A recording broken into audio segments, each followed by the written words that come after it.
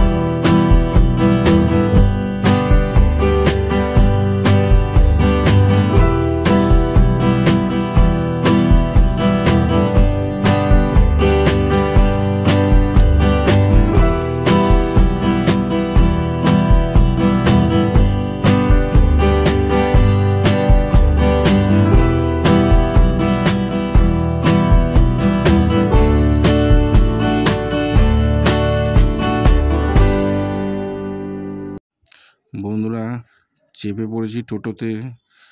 এখান থেকে খুব কাছেই, আপনার 10 মিনিটের মধ্যেই পৌঁছানো যাবে কাটরা মসজিদ। টোটো ভাড়া জনপ্রতি 10 টাকা। চলুন তাহলে যাওয়া যাক।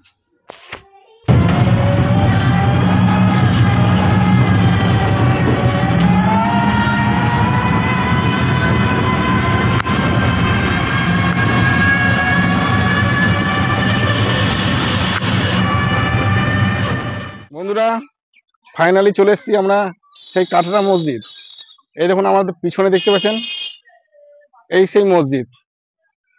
এই দেখুন বন্ধুরা, এই মসজিদটা কি অপূর্ব সুন্দর লাগছে। এই মসজিদের সম্পূর্ণ লাল ইট দিয়ে তৈরি। এটি তৈরি হয়েছিল 1723 থেকে 1724 সালের মধ্যে এটি নির্মাণ করা হয়েছিল। এই মসজিদটা মুর্শিদাবাদ রেল স্টেশনের 1600 মিটার পূর্ব দিকে বাজারের মধ্যে অবস্থিত এই মসজিদ। ওই মসজিদের সামনে দুটো উঁচু মিনার বা টাওয়ারও রয়েছে। ওই টাওয়ারের উচ্চতা আপনার 70 ফুট আর চওড়া হচ্ছে আপনার 20 ফুট। এই মসজিদটির নামকরণের পিছনেও একটা কারণ ছিল। কি বলুন তো, মসজিদটির নিকটে একটা বাজার ছিল এবং এই কাটরা মানে হচ্ছে বাজার। কাজেই সম্পূর্ণ অর্থ করলে দাঁড়াচ্ছে কাটরা মসজিদ বা বাজার মসজিদ। বাজারে অবস্থিত একটি মসজিদ, এই থেকে এর নাম হয়েছে কাটরা মসজিদ। এটি ভারতীয় উপমহাদেশের বৃহত্তম কাফেলা কেন্দ্রের একটি। মুর্শিদ কুলি খাঁ ঢাকা থেকে 1717 খ্রিস্টাব্দে রাজধানী স্থানান্তরিত করে বাংলার কেন্দ্রস্থলে নিয়ে আসে। তাই নিজের নাম অনুসারে এই রাজধানীর নামকরণ করেন মুর্শিদাবাদ। কাটরা মসজিদটি নতুন রাজধানী জামে মসজিদ হিসাবে নির্দিষ্ট হয়। এটি সবচেয়ে লক্ষণীয় বিষয় হলো 2 কোণার উঁচু 2টি টাওয়ার, যেগুলোতে বন্দুক স্থাপনের জন্য ছিদ্র রয়েছে। বয়সকালে মুর্শিদ কুলি খাঁ তার সমাধি একটি মসজিদের পাশে হোক সেই ইচ্ছা প্রকাশ করেছিলেন। তিনি মসজিদটি নির্মাণের ভার তার বিশ্বস্ত লোক মুরাদ ফরাজ খানের উপর ছেড়ে দিয়েছিল, যিনি ছিলেন একজন কারিগর। মসজিদটি একটি বর্গাকৃতি। এটি সম্পূর্ণ লাল ইট দিয়ে তৈরি। তখনকার দিনে যারা কোরআন শরীফ পড়ত তাদের জন্য এটি নির্মাণ করা হয়েছিল। এটিকে মাদ্রাসা হিসাবেও বলা হতো। প্রত্যেকটি দেখুন ছোট ছোট কুঠুরি দেখতে পাচ্ছেন। এই প্রত্যেকটি কক্ষে 700 জন লোক একসঙ্গে কোরআন পড়তে পারত। এই অজস্র ছোট ছোট কুঠুরি রয়েছে। কি সুন্দর লাগছে বন্ধুরা, কি অপূর্ব লাগছে এই মসজিদটা। এই দেখুন, এই উপরের দিকটা দেখছেন কত ফাঁকা জায়গা। এখানে সবাই একসঙ্গে বসে নামাজ পড়তো। প্রায় 2000 লোক একসঙ্গে এই ফাঁকা জায়গায় নামাজ পড়তে পারত। এই গোটা মসজিদটির সম্পূর্ণ আয়তন হচ্ছে আপনার 19 একর। এই মসজিদটি আকারে চতুর্ভুজাকৃতি। মসজিদটি 1897 সালে ভূমিকম্পে কিছুটা ক্ষতিগ্রস্ত হয়েছিল। বন্ধুরা ফাইনালি চলে এসেছি কাটরা মসজিদ। এই দেখুন আমার পিছনে এই যে ফাঁকা জায়গাটা দেখতে পাচ্ছেন, এই ফাঁকা জায়গাটায় একসঙ্গে নামাজ পড়তো। এই দেখুন এই পুরো ফাঁকা জায়গাটায়। বন্ধুরা, এটি হচ্ছে বাংলা বিহার উড়িষ্যার প্রথম নবাব মুর্শিদ কুলি খাঁয়ের সমাধি। বন্ধুরা ভালো করে দেখুন, এই দেখুন সেই সমাধি। ওই দেখেন সমাধি দেখতে পাচ্ছেন বন্ধুরা, এই দেখুন এই সমাধিটি তিনি ইচ্ছা প্রকাশ করেছিলেন যাতে পবিত্র মানুষের পায়ের ধুলো যাতে তিনি পান, তার জন্যই সিঁড়ির নিচেই ওনার সমাধিটি স্থাপন করা হয়েছিল। উপরে রয়েছে সিঁড়ি, ওই দেখুন বন্ধুরা ওই সিঁড়ির নিচেই ওনার সমাধিটি স্থাপন করা হয়েছে। চলুন বন্ধুরা দেখে আসি সেই সিঁড়িটি, দেখে আসি চলুন।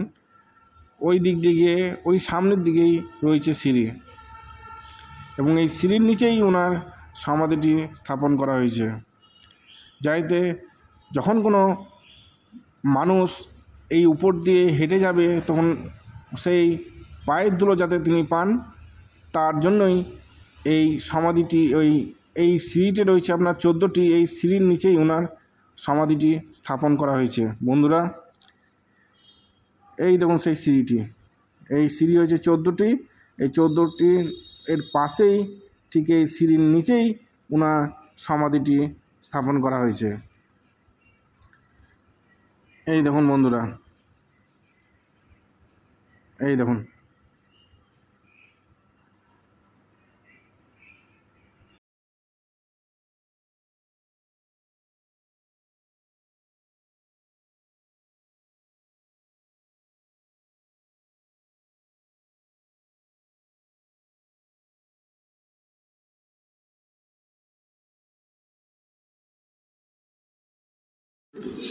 এই মসজিদটি বন্ধুরা 1723 থেকে 1724 সালের মধ্যে নির্মাণ করা হয়েছিল এবং এই নির্মাণের দায়িত্বটাই দেওয়া হয়েছিল মুরাদ ফরাজ খানের উপর। তার বিশ্বস্ত লোক ছিলেন তিনি এবং যিনি ছিলেন একজন কারিগর।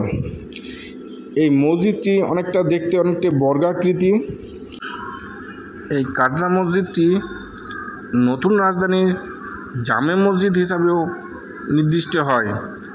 এটি সবচেয়ে লক্ষণীয় বিষয় হলো 2 কোণার উঁচু 2টি টাওয়ার, যেগুলোতে বন্দুক স্থাপনের জন্য ছিদ্র রয়েছে।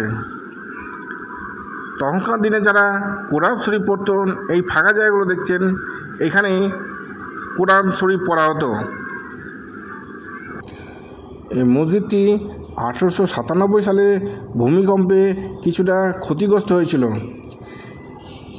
এই দেখুন, এই প্রত্যেক মিনারে একটি পেঁচানো সিঁড়ি রয়েছে যা ক্রমশ উপরের দিকে চলে গিয়েছে। এই মিনারের উপর থেকে মুর্শিদাবাদ শহরে অনেকটি দেখা যেত।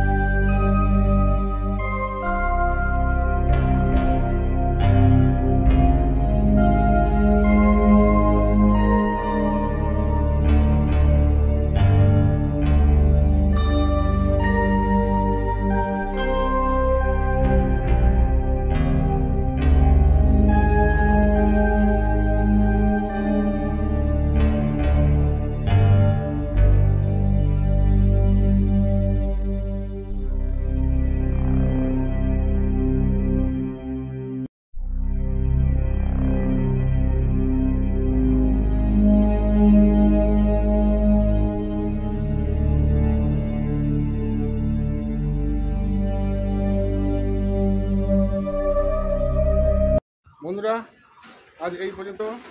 আবার দেখা হবে আগামী পর্বে অন্য কোনো জায়গায়, অন্য কোনো ঐতিহাসিক স্থানে। ততদিনের জন্য ভালো থাকবেন, সুস্থ থাকবেন। নমস্কার, গুড বাই।